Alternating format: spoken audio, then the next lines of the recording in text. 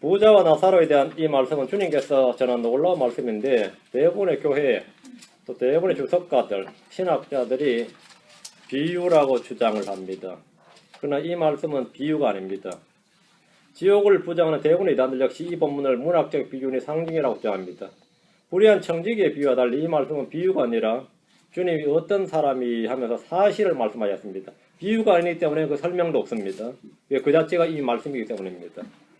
주님은 하늘에서 내려오셨지만 지옥에 대해서 너무나 잘 알고 계시며 이 땅에 있는 사람들의 사정을 다 아시듯이 지옥에 누가 있는지, 지옥에서 뭘 하고 있는지, 지옥에 있는 사람들의 사정을 다 아십니다.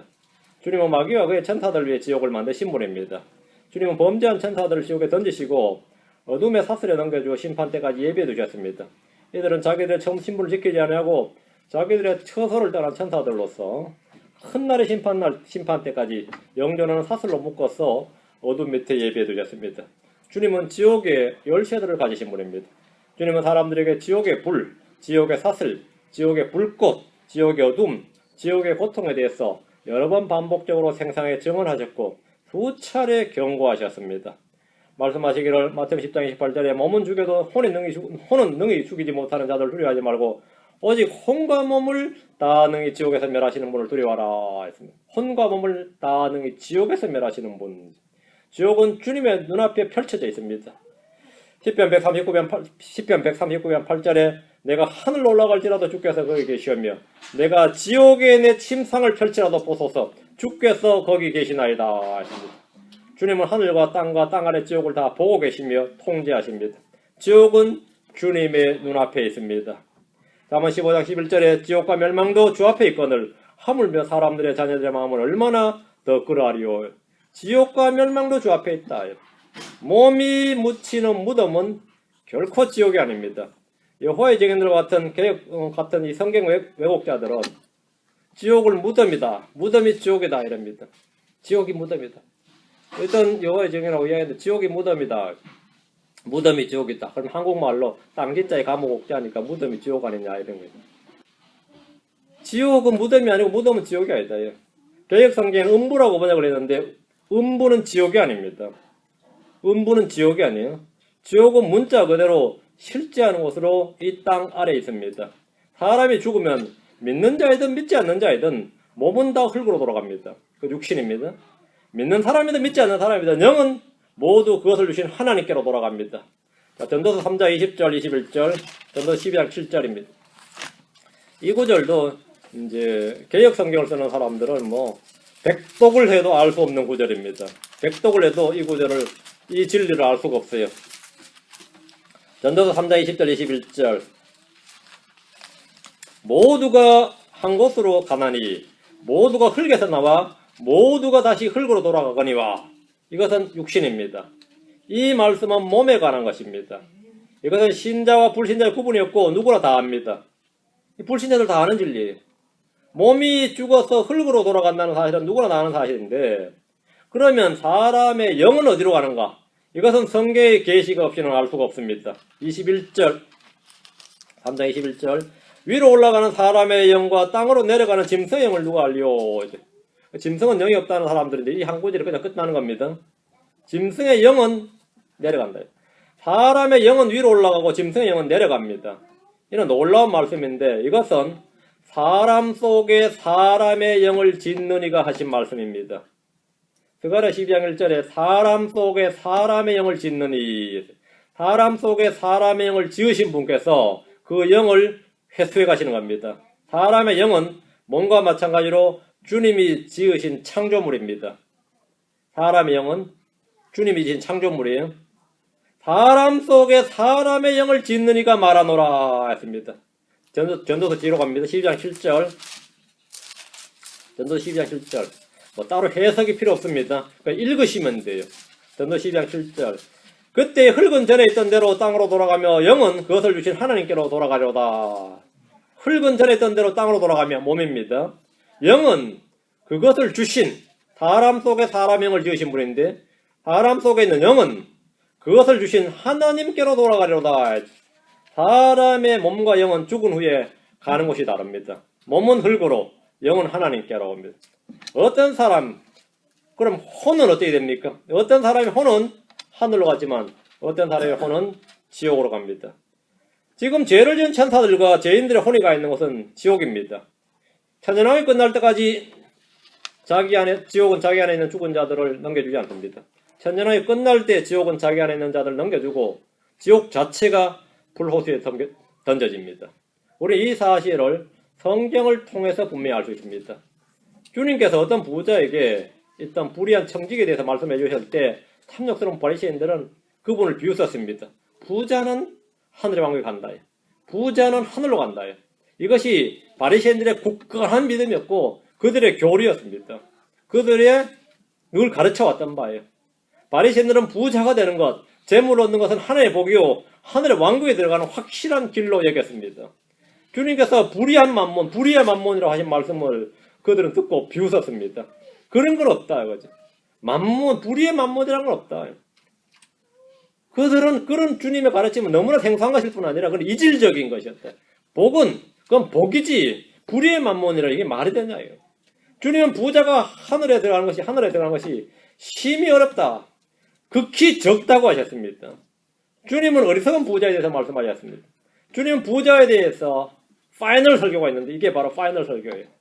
뭐냐? 부자와 거지 나사랍니다. 부자는 지옥 같다. 부자가 지옥 같다. 이 말은 신약교회 크리스천들에게는 뭐 아무것도 부자 지옥 갈 수 있죠. 그러나 유대사에서 유대인들에게 그 말은 충격이에요. 부자가 지옥 가다니. 부자가 하늘 왕국에 들어가기 어려면 대체 누가 들어가냐 이거. 제자들도 그렇게 물었어요. 제자들도 부자가 하늘 왕국 못 들어가면 대체 누가 들어가냐. 부자에 대한 관념이 뭐였다는 거죠? 부자에 대한 관념이 복받은 자다 이거. 하나님께 은총을 받은 자다 이거. 그건 바리새인들의 교리였어요. 예수님의 제자들은 그렇게 부자가 아니었는데도 예수님의 제자들도 그렇게 믿었습니다. 주님께서 부자에 대해서 여러 번 말씀하셨는데 이 긍정적인 설교가 거의 없어요. 주님이 부자에 대해서 다시 말씀드렸어요. 이 독특하게 또. 부자들은 심히 마음이 안 좋은 거죠. 그 파이널에 해당하는 설교가 바로 오늘 본문 말씀입니다. 바리새인들의 교리, 바리새인들의 가르침과 정반대의 말씀입니다. 자, 오늘 본문 말씀 봅니다. 자, 누가복음 16장 19절. 그럴 때 예수님이 뭐 부자들 적대시하거나 그런 건 아닙니다. 어떤 부자가 있었는데 그는 자주색 옷과 고운 아마포 옷을 입고 날마다 호화롭게 지내더라 했죠. 날마다 호화롭게 지내더라. 주님은 비유로 말씀하신 것이 아니라 사실을 증언하신 겁니다. 어떤 부자가 있었는데 라는 말씀은 비유나 꾸며낸 이야기가 아닙니다. 전래동화나 신화나 설화가 아닙니다.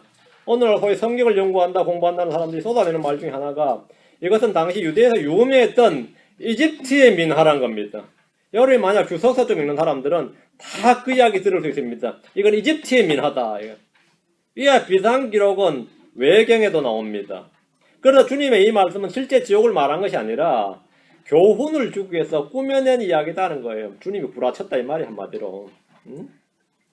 유대의 역사가인 요세푸스는 본문을 비유라고 하지 않았어요. 그래도 유대 역사 요세푸스 역사 유명한데 그 요세푸스 역사에 보면 이 본문을 이 사람이 주석을 달면서 하는 말이 이 실명을 거론해놨어요. 어떤 부자가 누구냐면 당대 대제사장 가야바와 안나스의 다섯 아들이다. 이렇게 부자는 가야바고 그 아들 다섯 아들은 그놈들이다. 이렇게 실명. 물론 주님은 실명은 거론 안 했어요. 그냥 어떤 부자가 있었는데 이렇게.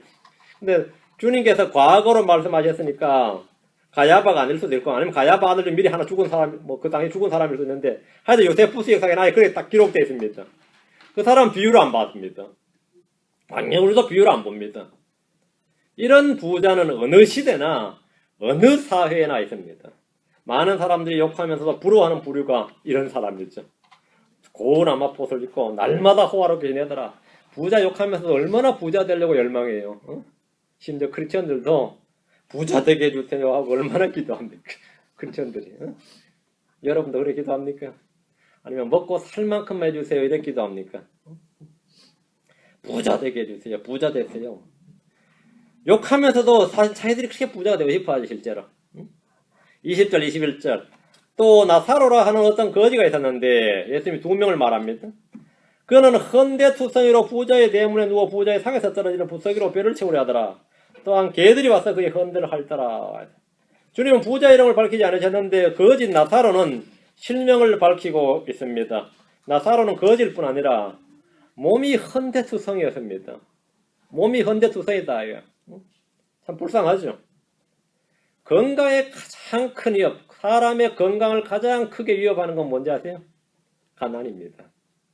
가난이에요. 그 옛말에 풍년 한 번 드는 게 병원 100개 짓는 것보다 낫다 그랬어요. 그의 흉년이 들어버리고 이틀에 흉년이 들고 3년 흉년이 들어버리면 아무리 용한 의사 마을마다 있어도 소용없다. 옛날 병들은 대부분 다 영양실조에서 기인하는 거예요. 풍년 한 번 드는 게 의사 100명보다 낫고 병원 100개보다 의원 100개보다 낫다 그랬어요. 가난은 건강의 적이다. 참 요즘 여러분들이 아무리 가난하다 그래도요, 여러분이 먹는 그 식습관 있죠. 먹는 음식들이 조선 왕조의 왕들이 먹던 음식보다 훨씬 나은 고급 음식을 먹습니다. 알지 모르겠는데. 정조대왕이 먹었던 음식을 기록이 성경 기록이 다 나옵니다. 그 사람은 또 그렇게까지 할 필요 없는데 일식 삼찬이었어요. 여러 드라마에 나오는 그 왕들 그 진수성찬 먹죠. 그렇게 먹었다가는 당장 탄핵당합니다. 저런 탐욕스러운 왕이 내가 유교의 근본 도리를 따라서 만 백성이 보인 왕은 모범을 보인다 해서 그 영양실조 수준을 만들어버렸습니다. 영조 같은 왕은 말이죠. 속옷을 항상 기워서 입었는데 신하들이 그 꼴을 하도 누추하게 입어서 이거 왕인지 거지인지 모를 정도였어요. 용포만 벗으면 그 속옷은 너덜너덜했어요. 그 양반은 극단적인 영양실조제를 금욕정조로 먹었기 때문에 하여튼 오래 살았는데 정조는 반대로 50도 못해 죽었죠. 그래가지고 사람들이 막 독살당했다 그랬는데 독살 아닐 겁니다. 영양실조로 죽었을 겁니다. 여러분이 지금 먹는 음식 수준이 그 왕의 진미보다 낫다는 사실에 큰 위로를 받으시기 바랍니다. 여러분이 아무리 찌질하게 먹어도 지금 먹는 음식이 보통 음식이 아닙니다. 여러분 미국에서 먹는 음식이 진짜 보통 음식이 아니에요. 오히려 비만 걱정하고 지금 다이어트 해야 된다 그러고 다들 요즘 이 고민이 더 많지. 오늘 밤 뭐 먹을까 보다도 저녁 5시 6시 넘어서 먹어서 안 되는데 이걸 고민하고 있는데 지금 지구촌에 말이죠. 3분의 1 이상이 UN 보고에 따르면 저녁에 잘 때 좀 먹고 잤으면 좋겠는데 이런 생각을 하면서 잠이 든다 그럽니다. 기아 상태가 어느 정도인지 알겠죠?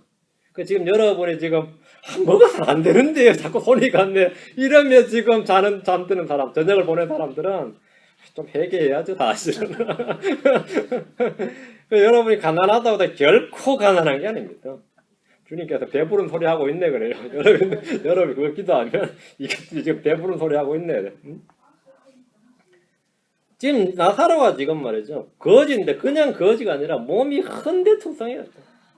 부자의 대문에 누워 이건 어떤 거예요? 예, 몸이 안 좋은 상태였단 말이죠. 부자의 상에서 떨어지는 부스러기로 배를 채우려 하더라. 이 말은 뭐 같아요? 요건 여러분이 그냥 성경 읽을 때 여러분 가끔 성경 어렵다는 사람들 자주 보는데 약간의 상상력을 좀 발휘하세요. 성경 읽을 때. 성경도 이거 책이라고. 여러분이 어떤 사람 사정을 얘기할 때 그냥 말하면 그냥 사정이 다 그려지잖아요. 부자의 상에서 떨어지는 부스러기를 대문에 누워있는 사람이 어떻게 먹어요? 그건 뭐죠? 음식물 쓰레기 먹는다는 말입니다. 그냥 음식물 쓰레기 먹는단 말이에요. 음식 상에서 먹고 남은 음식물 잔반 처리 어떻게 합니까? 밖에 갖다 버려요. 그럼 뭐죠? 개 키우면 개한테 주고 그건 한 번에 밖에 걸어본다고. 이 개가 먹어야 되는데 나사로가 지금 먹으니까 개가 지금 나사로 핥는 거예요. 지금 그 상황이 딱 읽으면 그게 와닿아야지. 이 개가 딱 밖에서 기다리고 있는데 잔반을 버리면 나사로 그걸 막 누워서 먹으니까 그게 제대로 안 먹히니까 옷에도 묻고 몸에도 묻고 하니까 개가 그걸 핥는 거예요. 응? 그 헌대로 핥더라잖아요. 또한 개들이 와서 그게 헌대로 핥더라. 지금 이 영양실조, 영양 부족에서 이 가난, 주거 환경에서 비롯된 이 극단적인 지금 상황입니다. 나사로는 가난한 정도가 아니에요. 생존의 위협을 받는 아주 극단적인 상태입니다. 이런 어려움을 겪어보셨습니까? 한마디로 지금 이 말씀은 뭐죠? 아무도 돌아보아 준 이도 없는데다가 치료는 고사하고 먹을 저것조차 없어서 부자의 대문에 누워서 종이나 누가 와서 말이야 못 쓰는 음식 막 밖에 떨어뜨려 버리면 그거 지금 주워 먹겠다는 거예요. 그게 상에서 떨어지는 부스러기입니다. 그걸 배를 채우려 했습니다. 그 노숙자들도 말이죠. 자기들이 정보 교환합니다. 그쪽은 지약 많이 놓으니까 그 쓰레기통 뒤져서는 안 된다고. 그 정보를 교환해요. 실제로. 한국 사람 부대찌개라는 게 뭔지 아시죠? 미군의 상에서 떨어지는 부스러기를 모아서 찌개 끓인 게 부대찌개입니다. 부대에서 나오는 쓰레기들 모아서 찌개에서 부대찌개예요. 온갖 잡당 다 끓여. 근데 그게 그래 맛있는 거야. 그래 의정부 부대찌개라잖아요. 의정부가 바로 군대가 있어요. 의정부에. 그 의정부 부대찌개 그래 유명한 건데 이 미군들은 먹고 남는 게 많으니까 뭐 거리니까 그거는 뭐 재활용이 너무 좋은 거예요. 소세지 반만 먹으면 탁 잘라버리고 자르지도 않아요. 씻어서 다 넣어요. 이빨 자국 난 것까지 다 넣어요. 그게 부대찌개입니다. 한군 다 거지나 살아야 되는데 응? 거지나 살아야지. 노숙자들도 마찬가지예요. 부자 동네로 가면 어떨 때 냉장고 좀 해가지고 안 먹는다고 버리고 말이야. 이거 건진 게 우리가 사 먹는 것보다 더 좋은 게 막 나오는 거지. 근데 이놈들이 또 그냥 버리면 오죽 좋아. 꼭 쥐약을 발라서 버려가지고 먹고 와서 뒤집어지는 사람도 많죠. 그래서 그 집은 쥐약놀이가 가지 마라 하고 다 정보가 있어요. 거기도 맵이 있다고 걔들도. 상에서 떨어지기는 이 부스러기라는 게 잠바에는 음식물 쓰레기를 말한 겁니다. 그것은 주로 동네 개들이 와서 먹는 것인데 나사로가 그것을 먹겠다고 대문에 누웠으니까 개들이 음식물 쓰레기를 먹으러 왔다가 나사로도 같이 핥아주는 거죠. 나사로 헌데를 핥아주는 상태입니다. 본문을 읽으면 그림이 생생히 그려지죠. 22절 그 거지가 죽어 천사들에 의해 아브라함의 품으로 옮겨지고 그 부자도 죽어 묻히게 되었더라. 세월은 흘러 있지. 흘러 이래 된 겁니다. 줄이고 헐벗었던 나사로의 고단한 생이 끝났습니다. 참 복된 일이죠. 얼마나 삶이 걔도 고달팠어요. 이렇게 살다 죽은 겁니다. 참 복된 일이죠. 죽었어요. 그 육체의 고단함과 고생이 끝이 난 겁니다. 그 이제 끝이 있다는 게 얼마나 좋습니까? 끝이 없어 보세요. 끝이 있다 이거야. 내 삶도 이렇게 끝이 있단 말이죠. 이거 좋은 일이죠. 죽을 때까지만 해야지. 이게 뭐 계속 끝없이 일하라 그러면 아이고 죽여야지. 끝이 있어야 돼요. 거지만 죽는 게 아닙니다. 부자도 그렇게 화롭게 지내던 부자도 죽었습니다. 묻혔어요. 사람은 누구나 다 죽습니다. 두 사람의 생은 극과 극으로 달랐고 두 사람의 장례식도 아마 극과 극으로 달랐을 겁니다. 저도 고등학교 때 저희 재단 이사장이 유명한 정치가였어요. 한국에서 진짜 여러분 이름만 들어도 아는 정치가 있는데 그 사람 형이 죽었는데 재단 이사장 형이 죽었는데 아이고 장례식 하는데요. 얼마나 장례식을 걸려 진짜 저는 그런 장례식 처음 봤어요. 그래가지고 뒤에 이제 학교 뒤에 산이 그 재단 산이니까 화학 분멸도 만드는 거예요. 근데 그 당시에도 군부 정권이라서 말이죠. 헬기 타고 다 찍으면서 저 묘가 누구 거냐 그러니까 누구 거다 하니까 이 자식 저렇게 큰 묘를 만들었나 해가지고 명령이 떨어져 분묘 반으로 줄였어요. 위에서 지시가 떨어져가지고 너무 화학 분묘인 거야. 그러니까 제가 봐서 좀 지나가면 봐도 민망할 정도였으니까 헬기 타고 갔다 오고 보고 저 누구 묘인데 저렇게 크게 해놨냐 해가지고 누구 묘다 그러니까 그 사람도 상당한 실제 정치가 있는데 불구하고 줄였어요. 이 부자도 마찬가지죠. 부자가 나사로 죽었을 때는 이 사람 공동묘지에서 버려졌는지 쓰레기장에 버려졌는지 모를 정도지만 부자가 죽어 장사진했단 말이죠. 주님 그건 다 생략하고 그 다음으로 바로 넘어가는 겁니다. 22절 바로 넘어가자. 부자 죽어 묻히게 되었다. 여기까지만 딱 했어요. 여기까지. 장례식은 이야기할 필요 없고요. 사람들에게는 이것이 생의 끝이지만 죽음 후에는 또 다른 생이 있습니다. 이게 끝이 아니다. 모든 소설과 모든 이야기 여기서 끝이에요. 죽게 되었다, 죽었더라. 여기까지 끝이죠. 모든 영화도 여기서 끝이 주인공이 죽으면 끝이에요.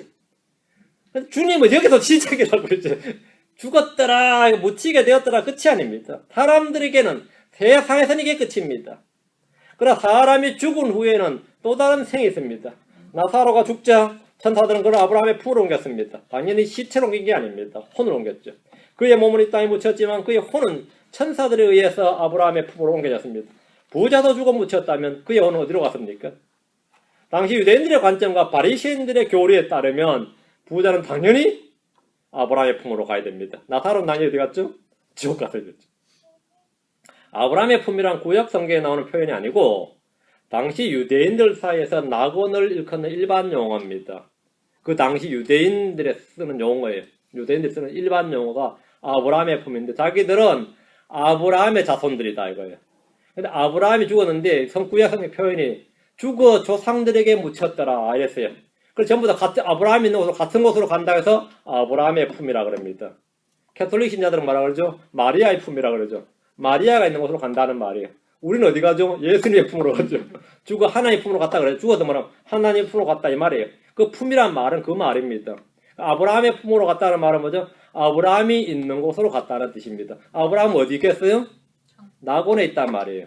그래서 아브라함의 품이란 말이 낙원과 동의어인데 주님께서 이 교리가 그건 잘못된 교리다 고친 게 아니라 그건 인정을 하셨습니다. 그 너희들 그냥 쓰는 말이 그 뜻을 쓰는데 그건 그 말이 맞다 이거예요. 그 일반 용어였습니다. 구약 성경에 나오는 표현이 아닙니다. 그 당시 유대인 사회에서 쓰는 표현이고 그 당시 유대 문학에 있는데 흔히 쓰이는 표현이에요. 주님 그거는 그냥 인정을 하셨어요. 바리새인들뿐 아니라 예수님의 제자들도 부자는 하나님께 복을 받은 자고 가난한 자는 저주를 받아서 가난하게 되었다고 믿고 그런 생각, 그런 사상, 그런 교리가 일반적이었습니다. 그건 오류였어요. 부자에 대한 이런 관점은 수천 년 동안 유대의 뿌리 깊은 그런 오류의 오해의 교리였습니다. 오늘날 기복주의 호선절 은사주의 교회들에서 부자들은 하나님의 은총을 입고 복을 받은 자들이다 이렇게 말합니다. 그래서 아브라함, 이삭, 야곱, 요셉 뭐 이런 걸 막 이야기 되죠. 억만장자, 빌리어네어 뭐 이런 거 있잖아요. 밀리어네어 누구 이들은 율법을 잘 지킨 자들이고 경건하고 의로운 자들이다. 경건은 이익이다. 이익이 경건이다. 이런 사상은 유대교, 구약의 유대교의 뿌리를 둔 오류형이고 거짓교리입니다.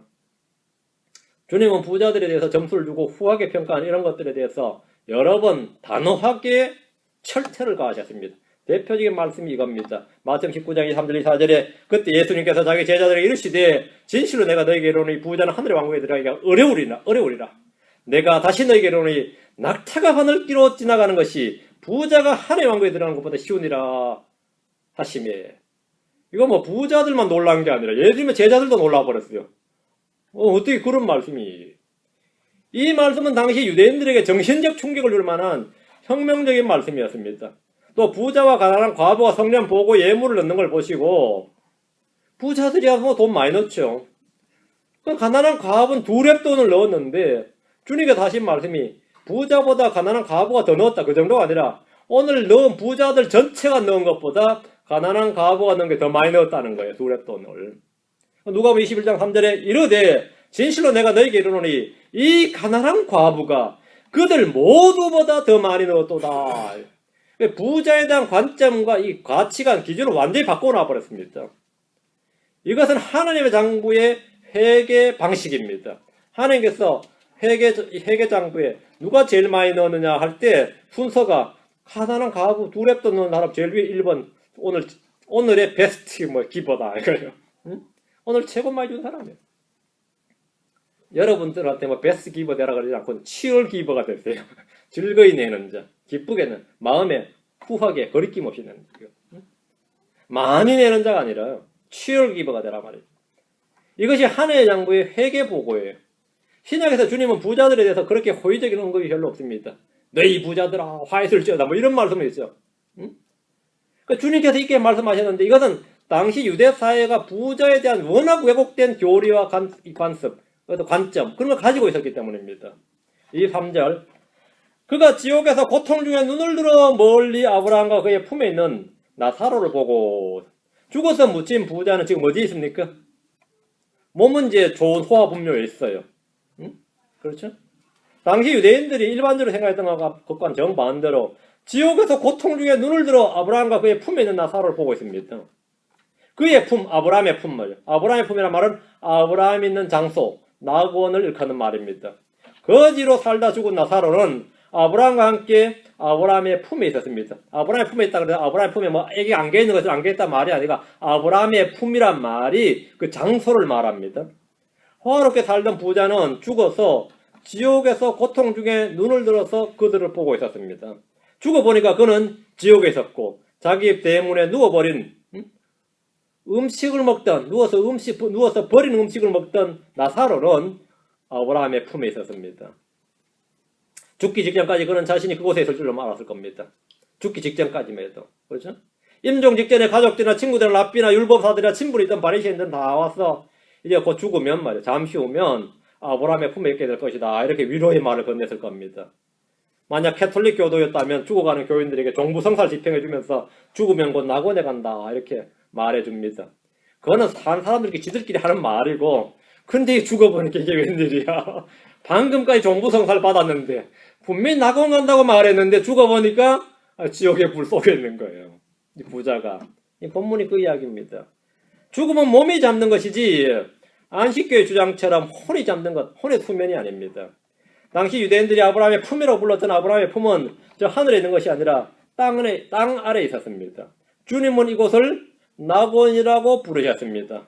누가복음 23장 43절에 예수님께서 그에게 이르시되 진실로 내가 네게 이르노니 오늘 내가 나와 함께 낙원에 있으리라 하시니라. 아브라함의 품에 있느니라 이 말입니다. 성경 말씀을 기록대로 믿지 못하는 자들이 이 구절을 막 비틀고 부정하면서 여기서 오늘이란 말은 오늘이란 뜻이 아니라 부활 때를 말한다느니 뭐 킹제임스 성경의 콤마의 위치가 틀렸다느니 별별 헛소리를 다 합니다. 여러분들은 말씀을 보고 말씀을 믿는 것이지 말씀을 고치려고 해서는 안 됩니다. 말씀에서 교리가 나온 것이 지 교리, 지 생각에 맞춰서 말씀 해석하는 거 아니에요.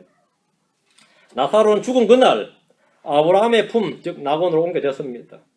십자가 강도는 죽은 그날 낙원으로 옮겨졌습니다. 이 교리는 오늘날 크리스천에게는 좀 해당 사항이 없습니다. 우리는 죽으면 즉시 몸을 떠나서 어디로 가죠? 주와 함께 있습니다. 주와 함께 있어요.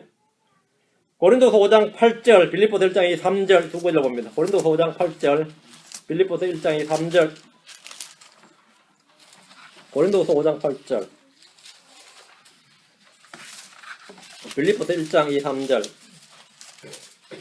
이건 외워놓으셔야 됩니다. 이런 구절은 다 외워놓으셔야 돼요. 내가 말하노니 우리가 확신에 차서 원하는 바는, 내가 말하는 우리가 크리스천이 말이죠. 확신에 차서 원하는 바는 차라리 몸을 떠나 몸을 떠나는 게 뭐죠? 혼이죠. 혼이 말이에요.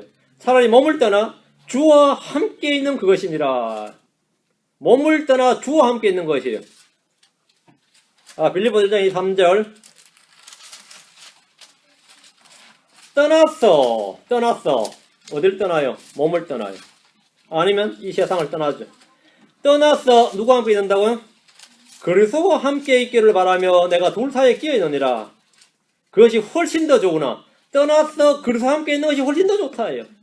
바울은 자신이 혼이 말이죠. 몸을 떠나서 주와 함께 있기를 바라고 그것이 훨씬 더 좋은 것이라고 말합니다. 그래서 고난 중에 있는 말이죠. 고난 중에 있는 성도들은 뭐 암 걸렸다든가 뭐 불치병에 걸렸다 진단받으면 이제 주님이 오시라고 이렇게 사인을 보내셨다 그러고 즐거워하고 기뻐하고 막 그래요. 잘 먹고 잘 사는 사람들은 암 걸리면 주님 내게 이러실 수가 있나이까 뭐 이러면서 막 큰일 날 것처럼 이야기하죠. 응? 죽음이라는 거 말이죠. 성도들에게는 훨씬 더 좋은 겁니다. 오라고. 크리스천들이 죽어서 혼이 가는 낙원은 셋째 하늘에 있습니다. 바울이 셋째 하늘에 올라갔을 때 그가 낙원으로 채워 올라가서 이렇게 말합니다. 그가 낙원으로 채워 올라가서 저 하늘에는 하나님의 낙원이 있습니다. 나사로가 간 곳은 지하에 있는 아브라함의 품이었는데 구약 성도들의 혼이 주님이 오셔서 그들의 죄를 제거하고 take away 아니 clear away 주님이 오셔서 그들의 죄를 완전히 제거하고 부활 때까지 거하던 곳입니다. 주님이 십자가에 못 박혀 있어서 이 세상의 모든 죄를 제거하시고 맞죠? 자신이 짊어지시고 지옥으로 가셨죠. 지옥으로 가기 전에 아브라함의 품에 있는 구약 성도들의 죄를 다 가지고 지옥으로 가신 겁니다. 그래서 함께 못 박혔던 강도는 뭐죠? 낙원에 남겨지고 주님은 지옥으로 가셨어요. 그래서 거기 짐을 다 내려놓으시고 3일 만에 부활하신 겁니다. 그럼 그림이 그려지죠? 타임이 그려지죠? 부자는 살았어. 부자였지. 지옥에선 부자가 아닙니다. 살았어. 부자였지. 지옥에선 부자가 아니에요. 불신자들도 하는 말 중에 하나가 뭐죠? 공술의 공수고라 그러죠. 불교 용어인데 유교 용어도 공술의 공수 다 쓰는 말입니다. 빈손으로 와서 빈손으로 간다는 말입니다. 이는 성경의 진리예요. 불신자들이 진리를 말할 때가 있는데 진리의 말씀이 멀리 있는 게 아닙니다. 믿음의 말씀들이 그들의 마음에 있고 그들의 입에 있느니라 했어요. 난 성경 한번 읽어봐도 성경 말씀 많이 말해요. 천벌을 받는다 그러잖아요. 천벌이 뭐죠? 우리 할머니는 예수 안 믿을 때도 그럼 천벌을 받을 게다 그래요. 할머니도 받을 것 같은데. 제가 나한테 복음 전했는데 할머니도 받아요. 그놈만 받는 게 아니고 천벌을 받을 거다. 받습니다. 그 진리를 말하는 겁니다. 하늘이 노한다잖아요. 아주 너무너무 놀라운 말이 많아요. 인간의 근본 도리가 뭐냐 그러는데요. 경천애인이래요. 얼마나 내가 놀랐는지 하늘을 공경하고 사람을 사랑해야 된다 이거예요. 그 율법의 두 가지 계명인데 하나님을 사랑하고 내 이것을 사랑하라. 이건 율법의 두 가지 큰 계명인데 그 주님께서 말씀 멀리 있다고 하지 마라 그러세요. 너희 마음속에 있고 너희 입에 있느니라 그러세요. 뿌린 대로 거두리라 하잖아요. 그 성경에 있는 말씀이라고. 사람은 고생하려고 태어나는 이거 욕기에 있는 말씀인데 인생은 고해의 망망대해라잖아요. 그것도 성경에 있는 말씀이에요. 여러분이 쓰는 말 중에서 제가 제일 처음 들은 성경 말씀이 뭔지 아세요? 제가 예수 안 믿고 제일 처음 어릴 때 아주 어릴 때 들은 말씀이 칼로 일어선 자는 칼로 망하리라 하는 그 말 하더라고요. 그게 아주 성경에 있는 말씀이었어요. 그 불신자한테 들은 말인데 칼로 일어선 자는 칼로 망하리라. 총으로 일어선 자는 총으로 망한다 그러면서 죽은 어떤 대통령 이야기를 하더라고요. 그래서 그 사람도 자기가 성경 이야기 한 줄은 몰라. 성경 진리가 입에 있다고 멀리 있는 거 아니에요. 멀리 있는 거 아닙니다. 욥기 1장 21절에 이르되 내가 내 어머니 태에서 벌거벗고 나와산즉 또한 벌거벗은 채 그리로 돌아가리라. 성경에 있는 말 공술의 공수보다 시편 49편 17절에 그가 죽을 때 아무것도 가져가지 못하며 그의 영광이 그를 따라 내려가지 못하리라. 못 갑니다. 사도 바울은 성도들에게 우리가 이 세상에 아무것도 가지고 오지 아니하였은즉 아무것도 가지고 가지 못할 것이 확실하니 다 아는 이야기입니다. 불신자들 다 아는 이야기입니다. 땅에서 부자였던 자는 땅 아래 지옥에서 결코 부자일 수가 없고 아무것도 가지고 가지 못했습니다. 그 지옥에 와서도 권세를 행할 수 있는 건 아닙니다. 거기서도 화롭게 살 수 있는 게 아니다 이 말입니다. 자, 다시 24절. 소리를 지르며 이르되 아버지 아브라함이여 내게 긍휼을 베푸사 나사로를 보내어 그가 그의 손가락 끝에 물을 찍어 내 혀를 서늘하게 하도록 하소서. 내가 이 불꽃 가운데서 고통을 받나이다 하거늘. 그 죽은 놈이 무슨 혀가 있나 싶죠. 죽은 사람이 혀가 있어요 없어요? 죽은 사람이 무슨 말을 하냐? 죽은 사람 몸은 말을 못합니다. 죽은 사람 혼은 말을 합니다. 자, 이게 잘 알아요. 지옥에서 그는 고통 중에 소리를 지르면서 아버지 아브라함이여 이렇게 외쳤습니다. 이를 통해 그는 이방인이나 이교도가 아니라 유대인이었음을 분명히 볼 수 있습니다. 아브라함의 자손들 다 아브라함 뭐라 그러죠? 아버지 아브라함이여. 그건 유대인이었다 이거. 그는 유대에서 부자로 살다 죽었습니다. 할례도 받았고 안식일도 지켰던 유대인이었습니다. 그는 아버지 아브라함의 긍휼을 구했습니다. 그는 불 가운데서 한 방울의 물이라도 주어서 서늘하게 해줄 걸 구했습니다. 그러나 나사로에게 그렇게 그래도 아는 사람은 나사로밖에 없다고 자기 집 때문에서 음식물 쓰레기나 주워 먹던 사람이 나사로라고 말이죠. 나사로에게 만만한 게 나사로에 나사로를 보내요. 나사로 거기 왜 갑니까? 나사로를 보내요. 물 한 방울이라도 해 찍어달라고. 무덤 속에서 소리 지르는 사람은 아무도 없습니다. 지옥 속에서는 다 소리를 지릅니다. 무덤 속에서 고통받는 사람은 없습니다. 무덤은 지옥이 아니고 지옥은 결코 무덤이 아닙니다. 본문에 따르면 지옥에서 그의 혼은 듣고 보고 말하고 느낄 수 있습니다. 그렇죠? 지옥에서 그는 고통을 느끼며 피를 구합니다. 지옥은 지상에서의 모든 기억을 지우지 않습니다. 여기서 우리는 몸을 벗은 사람, 즉 혼이 정확히 동일한 사람이란 사실을 볼 수 있습니다. 옷을 벗으면 몸이 없어지지 않는 것처럼 여러분 옷을 벗었다고 몸이 없어집니까? 안 없어지죠. 몸을 벗었다고 혼이 없어지느냐? 안 없어집니다. 옷을 벗은 사람이 몸이 없어지지 않는 것처럼 몸을 벗는다고 혼이 없어지지 않습니다. 몸은 혼의 겉옷이고 장막이고 그릇이고 흙집입니다. 부자나 나사로나 육신이란 장막과 옷을 벗었을 뿐입니다. 죽음은 몸에 관한 것이지 혼에 관한 것이 아닙니다. 여러분의 몸속에 있는 혼이 여러분의 자아하고 실체입니다. 이 몸이 말이죠. 몸에 팔이 둘이 있다는 말은 혼에 팔이 둘이 있다는 말입니다. 혼이 팔이 하나면 몸도 당연히 팔이 하나입니다. 왜? 몸이 혼의 옷이니까. 맞아요? 그러니까 여러분 개들 옷 입혀놓은 개들 보셨어요? 몸통에 뭐 입혀놨죠. 그럼 이게 대체 뭔가 해가지고 그 어떤 큰 개의 옷을 입혀놨는데 이 네 다리 옷만 입혀놓으니까 말이죠. 앞대 다리 해가지고 이렇게 내가 묶어지. 아 그것도 비싸요. 가죽으로 해가 만들어놨는데 사람들이 참 미친 짓 하는데 그걸 이제 쓰다 오래되다 버렸는데 죽은 사람이 있어요. 근데 자기한테 입어보니까 딱 맞는 거야. 이 몸도 이걸 입으니까. 이거 좋아서 좋은 거, 가지고 좋은 거 구했다고 입고 다니는데, 앞에다 개 한 마리가 오는데 뭐 입고 있는 게 똑같대. 자기가 입었더라고. 자기는 위로 입고 밑에 얘는 밑으로 입었던 거야. 응? 사람들이 만든 옷은 좀 이게 부정확해요. 옷만 보고 짐작을 못하지. 이게 용도가 뭔고, 어디에 쓰는 물건인 건데, 우리 몸은 말이죠. 혼의 옷이단 말이죠. 이 몸은 혼과 정확하게 일치합니다. 1mm도 틀리지 않고 정확히 일치해요. 이게 틀리면 이 골치 아픕니다. 이게. 그래서 바느질 한 번 안 하고 만든 옷이라고 해서 이걸 무슨 소리를 하면 사람 몸을 가지고 문학에 쓰는 표현이 천의무봉이에요. 들어보셨어요? 천의무봉이라는 것은 하늘이 내리는 옷인데 없을 무자에 봉, 바느질 봉자. 하늘에서 내려지는 옷은 바느질을 한 번도 하지 않는다.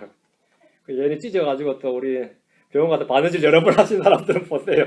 이제 바느질 자국이 지워질 겁니다. 이 몸은 바느질 한 번 하지 않는 하나님이 주신 옷이에요. 이 옷은 혼과 딱 들어맞습니다.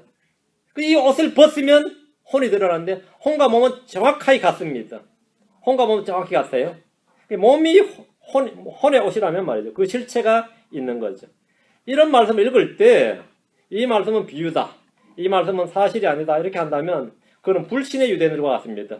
에스겔이 지옥에 대해서 선포했을 때 듣던 유대인들이 다 듣고 나서 하는 말이 그가 비유들을 말하지 아니하느냐 이렇게 하면서 말씀을 싹 무시해버렸습니다. 그가 비유들을 말씀하지 않느냐. 그가 비유들을 말하지 아니하느냐 이렇게. 오늘날 지옥의 실체와 진리를 부정하는 크리스천들이 본문을 대할 때 이와 같이 반응합니다. 그래서 원어에는 스올이니 게헨나니 하데스가 있다면서 게헨나는 지옥이고 하데스는 연옥의 개념이다. 이건 공동묘지 개념이다. 일시적으로 머무는 임시장소다. 이렇게 가르치는 애들이 많이 있습니다. 성경은 뭐라 그럽니까? 게헨나는 불의 장소입니다. 마가복음 9장 41절에 지옥이가 게헨나입니다. 게헨나는 영원한 불의 형벌의 장소입니다. 오케이. 하데스는 그럼 불의 장소입니다. 똑같습니다. 하데스는 고통의 장소입니다. 하데스 역시 영원한 형벌의 장소입니다. 한마디로 말하면 둘 다 지옥입니다. 영어로는 헬이고 한국어는 지옥이에요. 원문이 원어를 들먹이는 사람들에게 속지 말고 전혀 주눅들 필요가 없습니다. 원문 언어 들먹이는 사람 치고 제대로 된 사람 하나 없습니다. 여러분이 그 사람들 그냥 자기 지식을 잘해서 혹세무민하려고 하는 겁니다. 혹세무민하려고. 25절 아브라함이 이르되 아들아 너는 내 생전에 너의 좋은 것들을 받았고 그와 같이 나사로는 나쁜 것들을 받았음을 기억하라. 그러나 이제 그는 위로를 받고 너는 고통을 받느니라. 이 구절은 아주 중요한 구절입니다. 왜 중요하냐면 이 구절의 해석이 다음에 나와요. 이 구절만 달랑 보면 야 지옥 이건 뭐야? 그럼 지옥에는 거지들만 참 하늘엔 거지들만 나고는 거지들만 있고 지옥에는 부자들만 있느냐? 뭐 이 꼴 나지 25절만 한 절만 떼다 읽으면 그렇잖아요. 근데 부자였기 때문에 지옥 간 건 아니죠. 아브라함은 부자였는데 지금 반대편에 있잖아요. 응? 아브라함은 부자였다고. 이삭도 부자였고. 아브라함은 자신의 이름을 부르며 긍휼을 구하는 그에게 아들아 하고 부릅니다. 육신적으로 뭐죠? 아들 맞아요. 아브라함 자손이라 유대인 맞다고요. 그는 유대인으로서 아브라함의 육신의 아들이 분명합니다. 네가 누군데 나한테 아버지라 부르냐 이러지 않았단 말이죠. 아브라함이 아버지 아브라함이요. 그러니까 아브라함이 뭐래요? 아들아 그랬단 말이죠. 근데 영적으로는 지옥의 자식이고 마귀의 자녀입니다. 긍휼을 베풀어 달라는 그의 요구는 거절되었습니다. 지옥에는 긍휼이 없습니다. 지옥에는 물이 없습니다. 지옥에는 쉼이 없습니다. 지옥에는 죄인들에게 이름이 없습니다. 지옥에는 이름이 없어요. 지옥에는 위로가 없습니다. 지옥에는 즐거움이 없고 고통만 있습니다. 지옥에서는 구원의 소망이 없습니다. 지옥에서는 회개의 효력이 없습니다. 지옥에서는 믿음이 없습니다. 믿는다 고백해도 소용없습니다. 지옥에는 의인이 없습니다. 여러분 의인 맞죠? 예. 지옥에는 나의 이름도 없다 이 말입니다. 예수를 통해서 지옥에는 나의 이름도 없다. 지옥에는 의인이 없습니다. 아브라함은 너는 내 생전에 너의 좋은 것들을 받았고 그와 같이 나사로 나쁜 것들을 받았음을 기억하라 이렇게 말씀합니다. 아브라함 그에게 지옥은 그냥 온 것이 아니란 말입니다. 네가 지금 지옥에 있는 건 그냥 온 것이 아니다 이거야. 네가 부자였기 때문에 지옥에 왔다. 이렇게 들리죠. 그들은 살았을 때 구약 성경을 펴서 부는 재물은 주님으로부터 온 것이고 은총의 선물임을 믿고 자랑을 했습니다. 율법에 신명기 8장 18절에 오직 너는 주 내 하나님을 기억하라 내게 재물 얻을 능력을 주시는 분이 곧 그분이시니 이것은 그분께서 내 조상들에게 맹세하신 자신의 언약을 이날과 같이 굳게 세우려 하심이니라. 재물 얻는 능력을 주시는 분. 율법에 분명히 재물 얻는 능력을 주신 분이 하나님이고 우리가 재물 얻는 건 하나님이 주신 능력이다 이거예요. 믿음의 조상들은 다 부자였다 이거예요. 아브라함 자신도 생전에 좋은 걸 받았습니다. 주께 받은 복과 은혜고 선물로 이거를 주님이 주신 것이라고 주장하고 자랑했다면 그럼 틀린 말이 아니다 이거죠. 다 주님으로도 온 거다 말이죠. 그건 주님의 은총과 선물이다 이거죠. 그건 전도서에도 나오는 말씀이에요. 그건 주님의 은총과 선물이다 이거예요. 핵심은 뭐죠? 그 주님의 거 맞다 그거죠. 오케이. 아니란 거 아닙니다. 맞다. 그런데 나는 주님으로서 복 받았다. 아멘. 주님 내게 능력 주셨다. 아멘. 지혜 주셨다. 아멘. 다 줬다. 그러면 주님 거라고 그렇게 말했으면 주님 뜻대로 쓰라고요. 그러면 긍휼을 베풀고 선을 해야 됩니다. 그건 어리석은 부자처럼 탐욕스러운 바리새인들처럼 자기를 위해서만 사용할 줄 알았습니다. 대문 앞에서 줄이고 헐벗어 누워있는 나사로를 위해서 한 일이 전혀 없었습니다. 음식물 쓰레기 외에는 준 적이 없단 말이죠. 부자이기 때문에 자동으로 하늘의 왕국으로 들어가는 것이 아닙니다. 부자이기 때문에 지옥 간 게 아닙니다. 왕국의 자녀들 중에 많은 이들이 바깥 어둠 속으로 내던져집니다. 그들은 그 이유를 알아야 됩니다. 구약시대의 부자들로 살았던 모든 유대인들이 죽어서 아브라함의 품으로 간 것이 아닙니다. 아브라함이 있는 곳에 간 것이 아니다 말입니다. 그러나 이제 너는 고통을 받느니라. 아브라함은 그 지옥의 고통을 받고 있는 이유를 간명하게 아주 간단하게 설명을 해줬는데 이 부자가 하나 납득이 안 된다. 내가 왜 지금 아버지 아브라함은 거기 있는데 나는 왜 여기 있는지, 나사로는 거기 있는데 나는 왜 여기 있는지 납득이 안 된다. 이해가 안 된다. 설명을 요구한다. 나는 퍼티션 항소하겠다 이거야. 다시 재심해 주시오.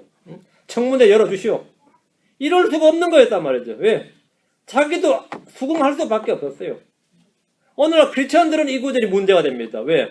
신약 교리가 아니기 때문입니다. 여기서 그리스도의 복음, 은혜, 믿음을 논하는 것이 아닙니다. 지금 그게 아니에요. 26절 이 모든 것 외에도 우리와 너희 사이에는 큰 구렁텅이가 놓여 있어 여기서 너희에게 건너가려 하는 자들이 갈 수 없고 거기서 오려 하는 자들도 우리에게 건너올 수 없느니라 하니 이 구절은 땅의 심장부에 있는 지옥과 낙원의 구조를 잘 설명해주고 있습니다. 지옥과 아브라함의 품 사이에 큰 구렁텅이가 있습니다. 이것은 요한계시록에만 7번이 나오는데 바닥 없는 구덩이입니다. 요한계시록에 큰 구렁텅이 바닥 없는 구덩이 7번 나오죠. 이곳에서 짐승이 올라온다. 용은 이 구덩이로 던져져서 천년 동안 봉인되었다가 천년이 끝날 때 잠시 동안 여기 이 구덩이에서 풀려납니다. 지옥과 낙원 사이에 큰 구렁텅이가 놓여 있어서 서로 간에 왕래가 불가능합니다. 혼이 구천을 떠돈다는 말은 거짓말이죠. 혼은 구천을 못 떠돕니다. 혼은 마음대로 돈하지 못해요. 천사가 옮겨가는 겁니다. 혼이 그 천사를 옮겨서 가는 것이지 혼이 내가 이제 몸이 없으니까 뭐 이 정도는 간본하게 넓이뛰기로 건너뛰기로 넘어가리라 이 정도가 안 된다는 겁니다. 못 건너간다 이거죠. 못 건너갑니다. 27절 28절 예 그가 이러되 그러므로 아버지요 그럼 내가 새로 다른 거 하나 구하겠다 이거예요. 강구하건대 아버지께서 그를 내 아버지 집으로 보내소서 내게 5 형제가 있사오니 그가 그들에게 증언하여 그들 또한 이 고통받는 장소로 오지 않게 하소서 하거늘 그는 아브라함에게 나사로를 자기 집에 보내달라고 자기 아버지 집에 보내달라고 했습니다. 근데 이게 처음에는 자기에게 보내달라고 했는데 그거는 이제 거절되고 불가능하다는 아브라함의 말에 이제 마음을 바꿔서 그럼 나한테 오는 건 됐어 오케이. 5번 나사로를 자기 아버지 집으로 보내달라 해요. 자꾸 나사로를 들먹이는 거죠. 아는 사람이 나사로예요. 그죠? 그를 내 아버지 집으로 보내소서. 자, 이 구절은 부자가 자신이 왜 지옥에 있는지 또 누가 지옥에 오게 되는지를 이미 알고 있다는 사실을 보여주는 말씀입니다. 27절, 28절 읽으면 맞아요? 왜 자기가 지옥에 와 있는지, 또 누가 지옥에 오는지를 알고 있다는 거예요. 부자가. 자기 형들, 아니면 자기 동생, 자기 형제들이 지옥에 온다는 사실을 부자가 어떻게 알죠? 지옥에 온다 이거예요. 죽어봐야 아는 게 아니에요. 지금 부자가 지금 지옥에서 알고 있다고. 지금 살아있는 놈들 죽으면 자기 형제들 어디로 온다고요? 여기 온다고요. 그러니까 보내서 그걸 막자는 거죠. 응? 미래 세계에서 오는 거 아니라고. 지금 죽어서 같은 시간대에 살고 있는 동시대의 사람이 지옥에서 지상으로 해요. 응? 터미네이터 아닙니다. 먼 미래에서 돌아오는 게 아니에요. 지금 현세가 같은 시대입니다. 자, 이거는 내 아버지 입으로 보냈었어. 그 부자는 이미 알고 있습니다. 25절에서 아브라함은 그가 지옥에서 고통받는 이유를 생전에 네가 좋은 것을 받았기 때문이라고 했는데, 그 의미가 단지 부자로 잘 먹고 잘 살았기 때문에 네가 지옥에 온 것이 아니란 말입니다. 그가 받은 좋은 재물이 전부가 아닙니다. 그는 율법을 받았고 당대 랍비들이나 율법사들 서기관들로부터 성경의 진리를 받았습니다. 유대인으로서 그는 희생물도 드리고 헌물도 드렸습니다. 다만 율법의 더 중대한 문제인 믿음과 긍휼과 의와 사랑을 버려두고 순종하지 않았던 겁니다. 주님께서는 둘 다 행해야 된다 이거죠. 희생물을 드리는 것보다 더 중요한 게 긍휼이다 이거죠. 율법의 더 중대한 문제가 믿음과 긍휼과 사랑을 베푸는 거죠. 그렇죠? 부자는 희생물은 드렸습니다. 11조도 드렸습니다. 그런데 다른 게 해결이 안 됐어요. 부자는 재물을 신뢰했고 탐심을 복인 줄로 알고 기뻐했습니다. 그는 자신이 지옥에 와서 보니까 자기 다섯 형제들 역시 죽어서 지옥으로 올게 될 것임을 알았습니다. 그럼 어떻게 되죠? 어떻게 하느냐, 막아보자 이거죠. 막아보자 이거예요. 그가 지옥에서 고통을 받으면서 사람이 지옥에 오지 않는 방법, 그 길을 알았습니다.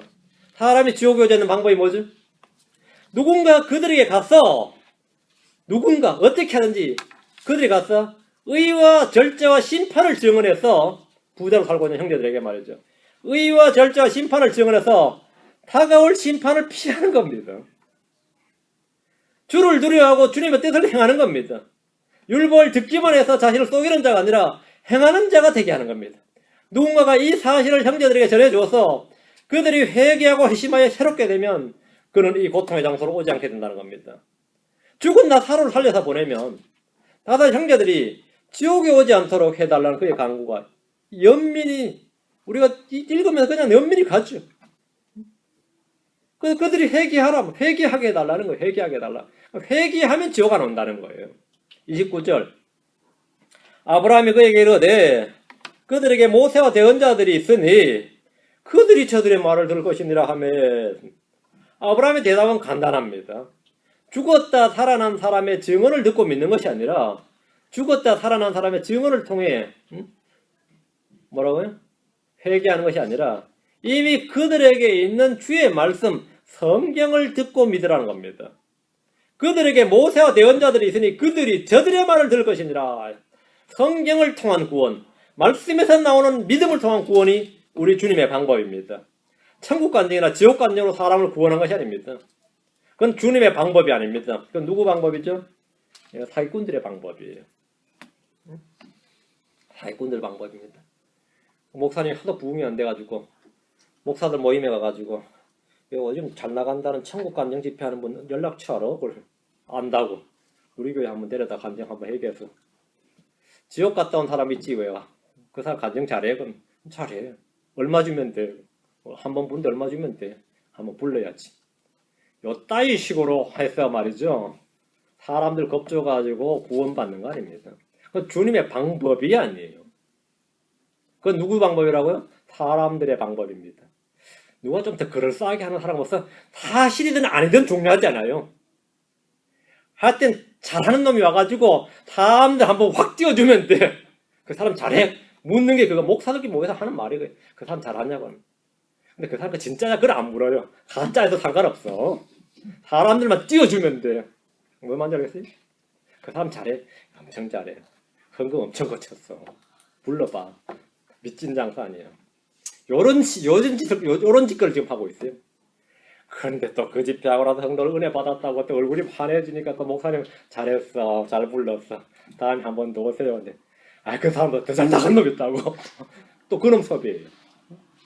지금 잊으려고 했는데 성경적으로 한번 보세요. 성경이 뭐라 그러합니까? 그들에게 모세와 대언자들이 있으니 그들이 저들의 말을 들을지니라. 그들이 저들의 말을 들을지니라. 사기꾼도 아니고 진짜 보내준다는데 말이죠. 나사로 살려 보내주면 말이야. 이거 진짜예요, 진짜. 응? 근데 그걸로도 주님은 안 한다. 진짜다. 가짜는 물론 안 하고 진짜 배기로도 안 한다. 이거 주님 그런 집회는 안 한다. 이거죠. 주님은 그런 집회 안 합니다. 여러분이 그런 집회 다녀왔으면 전부 다 가짜 집회 다녀온 겁니다. 그래도 은혜 받는 사람 다 받아요. 사실 여부는 중요하지 않습니다. 왜? 내가 가짜이기 때문에. 내가 가짜인 사람은 말이죠. 강단에서 전해지는 진리를 필요하지 않습니다. 내게 좋으면 그게 됐지. 무슨 말인지 알겠어요? 내게 덕담이면 됐어, 오케이요. 진리가 아니어도 돼. 내 기분 띄워주면 그건 은혜 받은 거예요. 내 기분 띄워주면. 그날 뭐 성령이라도 받으면 그거 끝난 거예요, 그거는. 그건 완전히 그 사람은 뭐 끝난 거예요. 근데 아무리 진리의 말씀이라도 내 기분 상하면 좋은 말씀은 아니에요. 아무리 진리의 말씀이라도 내 기분에 내 기분에 안 찼어요. 그럼 뭐 설교를 저 따위로 하느니 뭐 저런 분을 모셔왔느니 윤 목사는 초청을 못 받아. 노인병원에만 지금 초청 받고 있네. 그 얼마나 감사한 일이에요. 평을 안 하잖아요. 그래, 그 휠체어 탄 말이 내일 죽을지 모레 죽을지 모르는 그런 분들한테 내가 지옥 설교하고 말이죠. 천국 설교하고 좀 그러고 회개하라 그러고 막 그래. 죽기 전에 회개하라고. 죽기 전에 회개해야지. 몸은 휠체어 있고 침대에 누워서도 얼마든지 회개할 수 있으니까 회개하고 생각나는 데 회개하라고 그런 거 뭐 좀 설교하는데 기분 좋을 사람 별로 없을 겁니다. 그래서 진리의 말씀 들어야 됩니다. 기분 좋은 말씀 듣는 거 아닙니다. 덕담 듣는 거 아니에요. 오늘 성경과 달리 천국 간 일이 지옥 간 일이 넘치는데 왜 그리 더 많은 겁니까? 뭔 놈의 지옥 간 놈이 그렇게 많이 올라오는 거예요. 아브라함이 갔더니 마음이 변했나? 왜 그리 꼴려보내주는 거예요? 아브라함이 마음이 변한 거예요? 그냥 까짓거 막 올라가라. 응? 나골에서 아브라함이 보내준다 치고 대체 지옥에서 누가 보내주는 거예요? 지옥에서는 막 올려보내요? 그것도 예수 믿으라고 마이가? 응? 지옥의 천사가 마귀인데 지옥에서 막 보내줘? 예수 믿게 하려고?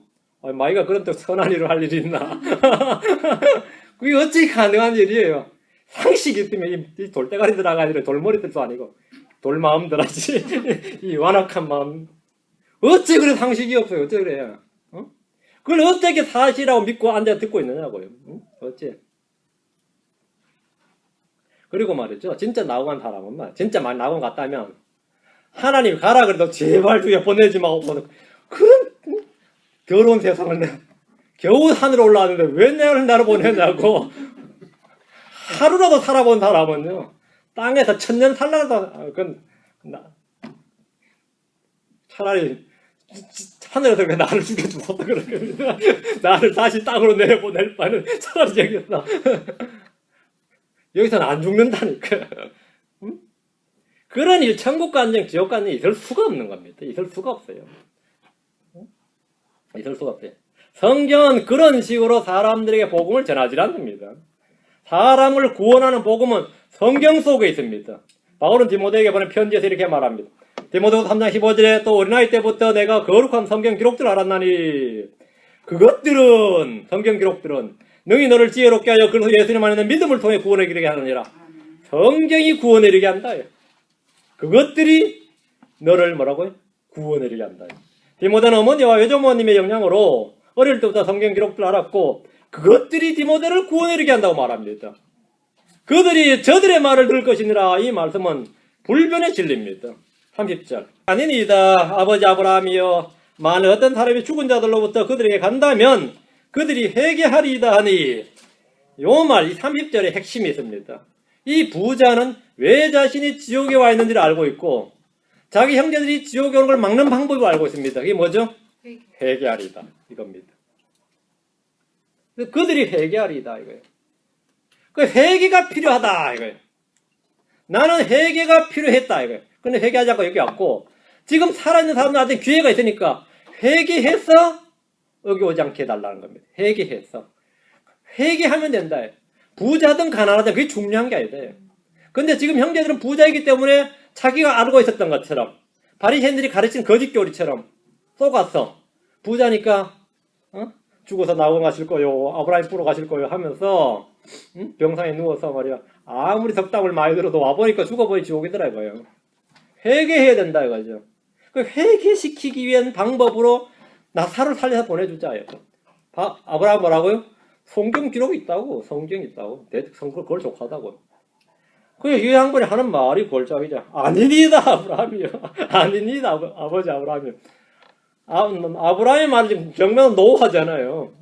이 사람 평소에도 성경이 항상 노했던 사람인지라 아브라함의 말도 말 같지 않은 거죠. 아니다 아버지 아브라함이요. 만 어떤 사람이 죽은 자들도 그들이 간다면 그들이 회개하리다. 아니 지옥에 있던 생전의 부자는 자기 5 형제를 모세와 대언자들의 말을 듣지 않는다는 사실을 잘 알고 있었고 아마 죽을 때까지도 안 들을 것이라는 걸 알고 있었어요. 듣지 않으면 뭐 할 수 없죠? 믿을 수 없습니다. 믿지 않으면 회개할 수 없습니다. 지옥에 와 있는 자신이 그러했고 지금 살아있는 자기 형제들 역시 그러하기 때문입니다. 지금 그가 지옥에 있는 이유가 말씀을 듣지 않았기 때문이요. 믿지 않았기 때문이고 회개하지 않았기 때문이라는 걸 지금 자인하고 있는 겁니다. 맞죠? 부자였기 때문에 지옥 온 거 아닙니다. 부자에서 자도로 하늘 간 게 아니라는 겁니다. 주님이 하신 말씀이 그겁니다. 25절만 읽으면 안 되고 전체를 다 읽어야 되죠?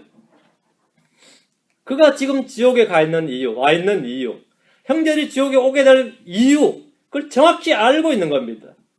그는 죽은 나사로가 죽은 자들로부터 그들에게 가서 증언한다면 그들이 회개할 것이라고 생각했습니다. 나사로 가서 형제들한테 당신 형님이 지옥에서 불타고 있었는데 지금 보내줬다 그러면 맞아 죽을 겁니다. 이놈의 자식이 거지 주제에 살아나가지고 부자로 살고 우리 형님이 지옥 가 있다 그러면 맞아 죽죠. 그게 대도 않는 소리 하고 있는 거죠. 기적 또는 표적을 통한 회개의 구원을 외쳤는데 기적이나 표적을 통한 회개의 구원이라 사람들은 이걸 쌈박하다고 생각할 겁니다. 죽은 자 일어나가지고 그렇지 않아요. 별일 다 있네. 그러면 맙니다. 별일 다 있네. 내가 천국 간증하면 말이죠. 의사들 듣는 의사가 뭐라고 하는지 알아세요? 임사체험했다 그래요. 그게 데시시예요. 임사체험이라고. 임사체험. 진짜 천국 간 게 아니라 죽을 때 숨이 뇌에 약간 부족할 때 생기는 3초에서 5초간 일어난 일이다 그래요. 그걸 임사체험이라고 합니다. 아무도 안 믿습니다. 죽었다가 직접 살아난 예수님이 증언을 해도 안 믿는데 나사로가 증언해서 믿는다가 말이 안 되는 겁니다. 그건 말 자체가 안 돼요. 많이들이 아주 놀라운 표적, 있을 수 없는 기적을 보면 믿음이 생기고 회개할 줄로 압니다. 그건 순진한 생각이고 오해입니다. 뜨거운 체험이 있으면 회개하고 믿음이 생길 줄로 압니다. 많이들이 그런 간증합니다. 다 거짓 증언입니다. 그렇게 생긴 믿음, 성경의 믿음이 아닙니다. 그렇게 생긴 믿음, 성경의 믿음 아니에요. 믿음은 하나님의 말씀으로 오는 겁니다.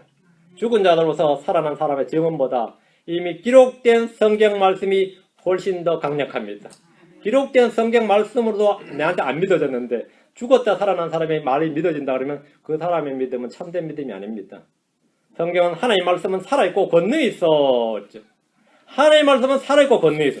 살아있고 권능이 있는 말씀으로 내가 해결 안 하는데 사람의 말로 회개한다 그러면 그 사람은 뭐죠? 하나님과 상관없는 사람입니다. 31절 그가 그에게 이르되 그들이 모세와 대언자들의 말을 듣지 아니하면 비록 어떤 사람이 죽은 자들로부터 일어날지라도 그들이 설득되지 아니하리라 하였느니라 하시니라. 아브라함의 대답입니다. 성경 말씀으로 안 되면 다른 무엇으로도 안 된다는 겁니다. 하나님의 말씀으로 안 되는데 사람의 말로 될 수 없는 것은 당연한 일입니다. 사람의 혼을 구원할 수 있는 것은 하나님의 말씀입니다. 야고보서 1장 21절 야고보서 1장 21절 베드로전서 1장 3절 자, 야고보서 1장 21절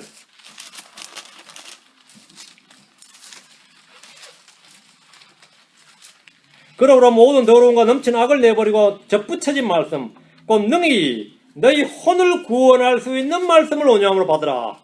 혼을 구원할 수 있는 말씀. 혼을 구원할 수 있는 말씀을 받아야 됩니다. 혼을 구원하는 것은 하나님 말씀입니다. 표적이 아닙니다. 혼을 구원할 수 있는 표적을 받으라가 아니에요.